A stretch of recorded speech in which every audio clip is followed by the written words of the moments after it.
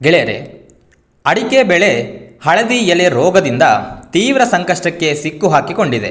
ಸರ್ಕಾರಗಳು ಈವರೆಗೆ ಈ ಸಮಸ್ಯೆಗೆ ಪರಿಹಾರ ಒದಗಿಸಿಲ್ಲವಾಗಿದ್ದು, ಆ ಹಿನ್ನೆಲೆಯಲ್ಲಿ ರೈತರು ಸ್ವಯಂ ಸಮೀಕ್ಷೆಯನ್ನು ನಡೆಸಿದ್ದು, ಅದರ ಆಧಾರದಲ್ಲಿ ರಾಜ್ಯ ಸರ್ಕಾರ ಪರಿಹಾರವನ್ನು ಕೇಳಿ ಹಕ್ಕೊತ್ತಾಯ ಮನವಿಯನ್ನು ಕರ್ನಾಟಕ ರಾಜ್ಯ ರೈತ ಸಂಘ ಮತ್ತು ಪೃಥ್ವಿ ಪ್ರತಿಷ್ಠಾನ ಬೆಂಗಳೂರು ಇವರುಗಳ ನೇತೃತ್ವದಲ್ಲಿ ಸಲ್ಲಿಸಲಾಗಿದೆ. ಸಮೀಕ್ಷೆಯನ್ನು 2 ಜಿಲ್ಲೆಗಳಲ್ಲಿ ನಡೆಸಲಾಗಿದ್ದು, ದಕ್ಷಿಣ ಕನ್ನಡ ಜಿಲ್ಲೆಯ ಸುಳ್ಯ ತಾಲೂಕಿನ ಆರಂತೋಡು, ಮರ್ಕಾಂಜ, ಸಂಪಾಜೆ, ಅಲಟೈ, ಮಜ್ಜಪಾಡಿ, ತೋಡಿಕಾನ ಮತ್ತು ಪರಾಜೆ ಗ್ರಾಮಗಳಿಂದ 648 ಜನ ಅಡಿಕೆ ಬೆಳೆಗಾರರು ಪಾಲ್ಗೊಂಡಿದ್ದಾರೆ. ಹಾಗೆಯೇ ಕೊಡಗು ಜಿಲ್ಲೆಯ ಮಡಿಕೇರಿ ತಾಲೂಕಿನ ಮೇಟಚೆಟ್ಟು ಹಾಗೂ ಅಲೇಡಿ ಗ್ರಾಮದಿಂದ 334 ಜನ ಅಡಿಕೆ ಬೆಳೆಗಾರರು ಪಾಲ್ಗೊಂಡಿದ್ದಾರೆ. ಈ ಸಮೀಕ್ಷೆಯಲ್ಲಿ ಹಳದಿ ಎಲೆ ರೋಗಕ್ಕೆ ಕಾರಣಗಳನ್ನು ಗುರುತಿಸಲಾಗಿದೆ. ಮಣ್ಣಿನಲ್ಲಿ ಪೌಷ್ಟಿಕಾಂಶ ಮತ್ತು ಸಾವಯವ ಅಂಶಗಳ ಕೊರತೆ, ಮಣ್ಣಿನಲ್ಲಿ ತೀವ್ರ ಆಮ್ಲೀಯತೆ, ಮಣ್ಣಿನಲ್ಲಿ ನೀರು ಸರಿಯಾಗಿ ಬಸಿಯದಿರುವಿಕೆ, ಮೆಗ್ನೀಷಿಯಂ ಹಾಗೂ ಕ್ಯಾಲ್ಸಿಯಂಗಳ ಕೊರತೆ, ಅತಿಯಾದ ಬೋರ್ಡೋ ದ್ರಾವಣದ ಬಳಕೆ, ತೀವ್ರಕರವಾದ ಬೇರುಹುಳದ ಬಾಧೆ, ಬೇಸಿಗೆಯಲ್ಲಿ ನೀರಿನ ತೀವ್ರ ಕೊರತೆ. ಹಳದಿ ಎಲೆ ರೋಗ ಪ್ರಾರಂಭವಾಗಿದ್ದು 30 ವರ್ಷಗಳಿಂದ ಹಂತ ಹಂತವಾಗಿ ವ್ಯಾಪಕವಾಗಿ ವಿಸ್ತರಣೆಯಾಗಿದ್ದು, ಬಾಧಿತ ಅಡಿಕೆ ತೋಟಗಳಲ್ಲಿ ಸರಾಸರಿ 80%ಕ್ಕಿಂತಲೂ ಹೆಚ್ಚಿನ ಬೆಳೆ ನಷ್ಟವಾಗಿರುತ್ತದೆ. ರೋಗ ಪೀಡಿತ ತೋಟಗಳಲ್ಲಿ ಕಂಡುಬಂದ ಲಕ್ಷಣಗಳು ಈ ರೀತಿಯಲ್ಲಿ ಗುರುತಿಸಲಾಗಿದೆ. ಹಳದಿ ಬಣ್ಣಕ್ಕೆ ತಿರುಗುತ್ತವೆ. ಎಲೆ ಮತ್ತು ಕಾಯಿಗಳು ಅವಧಿಗಿಂತ ಮುಂಚೆ ಉದುರಿ ಹೋಗುತ್ತವೆ. ಕಾಯಿ ತಿರುಳು ಕಪ್ಪು ಬಣ್ಣಕ್ಕೆ ತಿರುಗುತ್ತದೆ. ಕಾಯಿಗಳ ಗಾತ್ರ ಚಿಕ್ಕದಾಗಿರುತ್ತದೆ. ಬೇರುಗಳು ಕೊಳೆಯುತ್ತವೆ.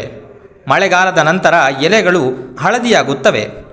ಬೇಸಿಗೆಯಲ್ಲಿ ಎಲೆ ಹಸಿರಾಗಿದ್ದ ಆಕ್ಷನ್ ಗೋಚರಿಸದೇ ಇರುವುದು. ಹಳದಿ ಎಲೆ ರೋಗದಿಂದ ಪ್ರತಿ ಎಕರೆಗೆ 1,72,000 ಸರಾಸರಿ ನಷ್ಟವನ್ನು ರೈತರು ಅನುಭವಿಸಿದ್ದು, ಸರ್ಕಾರಗಳಿಂದ ಯಾವ ಪರಿಹಾರ ದೊರಕದೆ ಕಂಗಾಲಾಗಿರುವ ರೈತರು ಪರ್ಯಾಯ ಬೆಳೆಗಳತ್ತ ಗಮನಹರಿಸುತ್ತಾರೆ. ಅದಕ್ಕೆ ಆರ್ಥಿಕ ಸಹಾಯದ ಅವಶ್ಯಕತೆ ರೈತರಿಗಿದ್ದು, ರೈತರ ಹಿತದೃಷ್ಟಿಯಿಂದಲೂ ರಾಜ್ಯದ ಆರ್ಥಿಕ ಹಿತದೃಷ್ಟಿಯಿಂದಲೂ ಸರ್ಕಾರ ತುರ್ತು ಗಮನ ಹರಿಸುವಂತಾಗಲು ಈ ಬೇಡಿಕೆಗಳನ್ನು ಮಂಡಿಸಲಾಗಿದೆ. ಆ ಬೇಡಿಕೆಗಳನ್ನು ನೋಡುವುದಾದರೆ, ಅಡಿಕೆ ಎಲೆ ಹಳದಿ ರೋಗ ಬಾಧಿತ ಸಂತ್ರಸ್ತ ರೈತರ ಬೆಳೆ ಸಾಲ ಹಾಗೂ ಕೃಷಿ ಸಂಬಂಧಿತ ಇತರ ಎಲ್ಲ ಸಾಲಗಳನ್ನು ತಕ್ಷಣ ಸಂಪೂರ್ಣ ಮನ್ನಾ ಮಾಡಬೇಕು. ಆಯಾ ಮಣ್ಣು, ಹವಾಮಾನ, ನೀರಾವರಿ ಸೌಲಭ್ಯ ಮತ್ತು ಮಾರುಕಟ್ಟೆಗೆ ಸೂಕ್ತವೆನಿಸುವ ಪರ್ಯಾಯ ಬೆಳೆಗಳನ್ನು ಆಯ್ಕೆ ಮಾಡಿಕೊಳ್ಳುವ ರೈತರಿಗೆ ಪ್ರತಿ ಎಕರೆಗೆ ಕನಿಷ್ಠ 10 ಲಕ್ಷ ರೂಪಾಯಿಗಳ ಪರಿಹಾರ ಧನವನ್ನು 6 ವರ್ಷಗಳ ಅವಧಿಗೆ ವಿಸ್ತರಿಸುವಂತೆ ನೀಡಬೇಕು. ಒಟ್ಟು ಪರಿಹಾರ ಮೊತ್ತದಲ್ಲಿ ಮೊದಲ ವರ್ಷದಲ್ಲಿ ವ್ಯವಸ್ಥಾಪನಾ ವೆಚ್ಚವಾಗಿ ಎಕರೆಗೆ ರು. 4 ಲಕ್ಷ, ಉಳಿದ ಹಣವನ್ನು ಕುಟುಂಬ ನಿರ್ವಹಣೆಗೂ ಸೇರಿದಂತೆ ಉಳಿದ 5 ವರ್ಷಗಳಲ್ಲಿ ನೀಡಬೇಕು. ರೈತರಿಗೆ ತಕ್ಷಣದ ಜೀವನೋಪಾಯಕ್ಕೆ ಅವರ ಜಮೀನಿನ ಒಟ್ಟು ವಿಸ್ತೀರ್ಣದ 25% ಅಲ್ಪಕಾಲಿಕ ಬೆಳೆ ತೆಗೆಯಲು ಅಗತ್ಯ ತಾಂತ್ರಿಕ ನೆರವು, ಬೀಜ, ಸಹಾಯಧನ ಇತ್ಯಾದಿಗಳನ್ನು ನೀಡಬೇಕು. ದೀರ್ಘಕಾಲಿಕ ಆದಾಯ ಮತ್ತು ಪರಿಸರ ಸಂರಕ್ಷಣೆಯ ಸದುದ್ದೇಶದಿಂದ ರೈತರ ಜಮೀನಿನ ಒಟ್ಟು ವಿಸ್ತೀರ್ಣದಲ್ಲಿ 15% ಅರಣ್ಯ ಕೃಷಿ ಅಭಿವೃದ್ಧಿಪಡಿಸಲು ಪ್ರೋತ್ಸಾಹಿಸಬೇಕು. ಉಳಿದ ಭೂಮಿಯಲ್ಲಿ ಪರ್ಯಾಯ ತೋಟಗಾರಿಕಾ ಬೆಳೆ ಬೆಳೆಯಲು ಅವಕಾಶ ನೀಡಬೇಕು. ಈ ವಿಶೇಷ ಯೋಜನೆಯ ಶೀಘ್ರ ಮತ್ತು ಸಮರ್ಥ ಅನುಷ್ಠಾನಕ್ಕೆ ಅಧಿಕಾರಿಗಳು, ವಿಜ್ಞಾನಿಗಳು ಮತ್ತು ರೈತ ಮುಖಂಡರ ಸಮಿತಿಯನ್ನು ಜಿಲ್ಲಾಧಿಕಾರಿಗಳ ಅಧ್ಯಕ್ಷತೆಯಲ್ಲಿ ರಚಿಸಬೇಕು.